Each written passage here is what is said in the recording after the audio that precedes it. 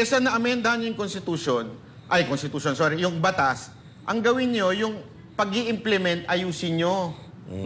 Palakihin niyo yung cyber division ng NBI, palakihin niyo yung cyber division ng PNP, kasi ang dami na nating batas, sapat na batas, para sa libel, defamation, at kung ano pa. Even fake news, there's a law against fake news. Eh bakit para ma-implement yung batas, bakit hindi nyo palakasin yung nag-i-implement, yung nag-i-execute? Hindi yung batas. Walang problema sa batas. Puno na tayo ng batas. Dami na nga nakademanda eh. Bakit hindi nyo na lang implement ng maayos? Pag may nag-report sa inyo, bakit hindi nyo kagad kontakin ng NBI ang Facebook? Sasabihin ng NBI sa Facebook, this particular information is fake news because ito ang proof, ito. Sigurado ko, since you are the government, sasagot sila. Yung implementation ng problema, it's not the law. May medyo sana mag-isip din. Huwag palaging tulog ng tulog. May ano talaga, kumpas ng ano yung TRICOM? May kumpas ng Malacanang. Bakit? Anong sabi ni Barbers doon sa TRICOM? Sabi niya, lagyan ng prangkisa ang social media. O, ngayon, sinasabi naman ng Malacanang na kami, kaisa ng Department of Justice, dapat talaga magkaroon ng regulatory body.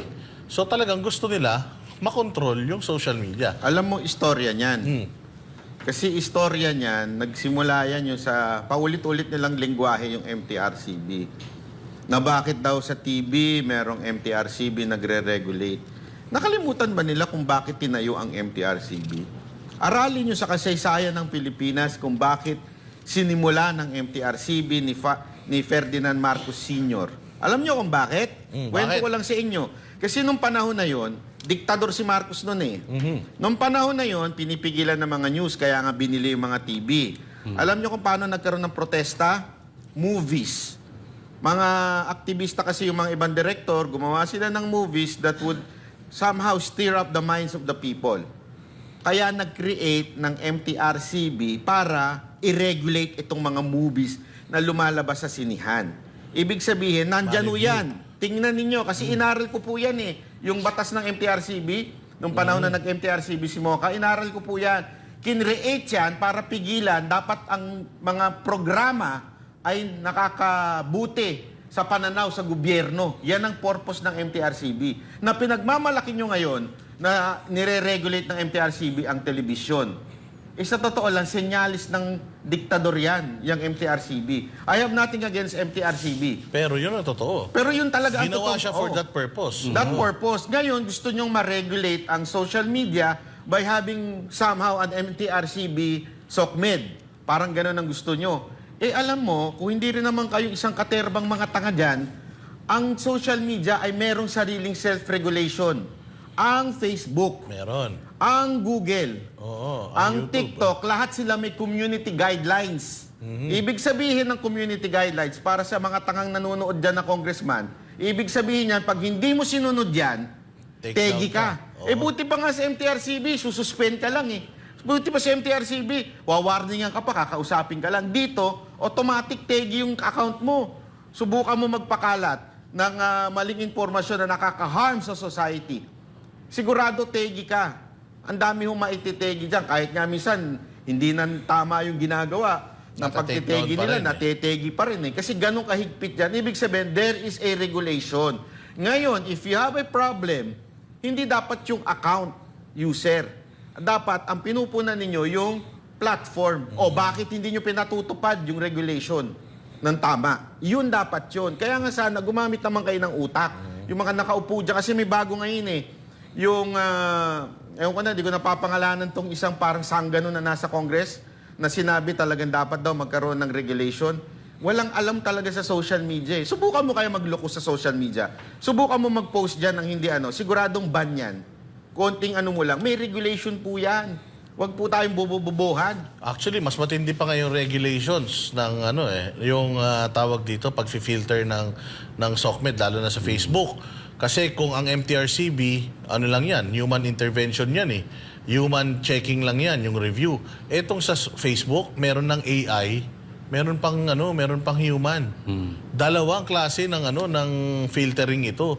Kaya kumbaga, iniisip nyo pa lang, ginawa na ng guidelines yan noong mga may-ari ng mga kumpanya na yan, na kung gusto nyong makontrol lang talaga yung boses ng mamamayang Pilipino dito sa Pilipinas para hindi kayo masisita, pinakamabuti, wag na kayong tumakbo sa gobyerno. Malis na kayong lahat. Pabayaan nyo na yung mga willing tumanggap ng mga constructive criticism, yung manilbihan sa bayang Pilipinas, para hindi yung mga onion skin, yung mga gawa-gawa kayo ng kabulastugan, tapos kapag sinita kayo, demanda kayo, galit kayo. Di ba? Pangit naman yan. Tapos meron pa ito si Secretary Remulla, DOJ. Sabi niya meron daw aayusin, amenda ng batas para do sa cyber libel law. Alam mo, pasensya ka na, Secretary Remulla, kesa na-amenda mo yung batas, ayusin mo yung cybercrime department ng NBI. Hindi ko, walang biro. Ako, nag-report niya, wala nangyari. Merong pagbabanta sa akin, ni-report ko dyan, walang nangyari. Anong punto ko dito? Kesa na-amenda niyo yung yung batas, ang gawin niyo, yung pag-i-implement, ayusin niyo. Palakihin niyo yung cyber division ng NBI, palakihin niyo yung cyber division ng PNP, kasi ang dami na nating batas, sapat na batas, para sa libel, defamation, at kung ano pa. Even fake news, there's a law against fake news. Eh bakit para ma-implement yung batas, bakit hindi nyo palakasin yung nag-i-implement, yung nag-i-execute, hindi yung batas, walang problema sa batas. Puno na tayo ng batas, dami na nga nakademande. Bakit hindi nyo na lang implement ng maayos? Pag may nag-report sa inyo, bakit hindi nyo kagad kontakin ng NBI ang Facebook? Sasabihin ng NBI sa Facebook, this particular information is fake news because ito ang proof, ito. Sigurado ko, since you are the government, sasagot sila. Yung implementation ng problema, it's not the law. May medyo sana mag-isip din. Huwag palaging tulog ng tulog. Tama, yan yung babalikan ko yung sinabi ko kanina nung una pa lang. Ito problema kasi ng gobyerno, hindi teachable eh. Kung matagal na kayong nakikinig sa sigaw ng taong bayan, nasusolusyonan nyo itong mga ito. Ngayon, ang ginagawa ninyo, pinapatay ninyo yung messenger. Imbis na makinig, inaawat ninyo. Bigyan ko kayo ng halimbawa, kung hindi kayo double standard. Naalala nyo yung Talano Gold? Diba? Oh. Yung Talano Gold, nakatulong kay Marcos. Pero hinayaan nila. I mean, I don't know kung kasama sila doon or hinayaan nila. Hinayaan nila na mag-proliferate yun. Hinayaan nila. Bakit? Nag-benefit sila doon eh. Nag-angat doon ang presidente nyo. Alam nila for a fact na walang ganun. Walang ganun. Antakin mo ang usapan nun. Babayaran ng Marcos ang utang ng Pilipinas. Yung kukunin lahat ng kanilang kayamanan, ipamimigay sa mga tao. Ganun ang propaganda ninyo nung 2021 nung kampanyahan. So kung di sila double standard, dapat patawag nyo rin yun. Hindi puro DDS, hindi puro yung... Kasi kaya ata tayo hindi magkaintindihan dito about sa fake news. Kasi iba ata ang definition nyo ng fake news. Kasi for you, ang fake news is yung katotohanang masakit na tatama kay Marcos. At yung iaangat, ang Duterte. Iba eh, ang fake news is fake news. Actually, ang pinakamatinding ang biktima ng fake news, bukod kay PRRD, si Pastor Apollo Kibuloy. Napakaraming mga fake news na nagkalat patungkol kay Pastor Apollo Kibuloy. Actually, kapag meron ako mga public speaking na ginagawa, isa yan sa mga itinatanong sa akin yung mga fake news patungkol kay Pastor Apollo Kibuloy. At sinasagot naman natin yan ng matiwasay. So, dapat maging patas tayo, hindi lang kayo hindi lang kayo yung dapat napakinggan dito. Kasi ultimong kami, biktima rin tayo, ako. Biktima rin ako ng fake news sa social media. Napakaraming, ganito kasi ang laro sa social media. Kapag masakit na masyado yung mga sinasabi mo, they will have somebody attack you. Gagawa ng mga peking balita patungkol sa'yo para pagpiestahan ka ng mga kalaban mong vloggers. Ganun po ang labanan. Pero, eto yan. Kami nga, katulad sinasabi ko, ako, fina-follow ako ng 100,000 subscribers, Coach Oli, and si Barat Bay nga, milyong Pilipino. Bakit kami fina-follow ng milyong Pilipino? Kasi nga po, yung aming mga sinasabi, yung aming mga komento,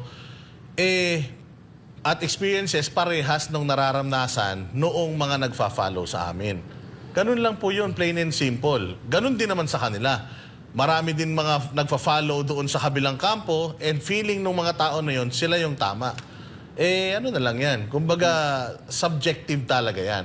Hindi natin masasabi kung sino yung magsasabi na ang isang bagay ay totoo o hindi. Hindi natin madidistinguish. Sino ba yung pwede natin gamiting expert na magsasabi na ito, hindi totoo to, ito, totoo to. Mahirap yun. Napakahirap talagang anuhin yan. And yung fake news, again, hindi natin kayang i-distinguish kung alin yung peke sa hindi. Sa panahon ngayon, hindi na talaga natin alam. Kasi meron na ring AI, hindi ba? So, doon pa nga lang nagkakaanuhan na Kaya nga ini-invent yung mga artificial intelligence na yan Kasi kahit na hindi naman talaga tao yung gumawa, pero parang tao talaga yung gumawa nung produkto ng artificial intelligence. So, ayun lang masasabi natin patungkol diyan.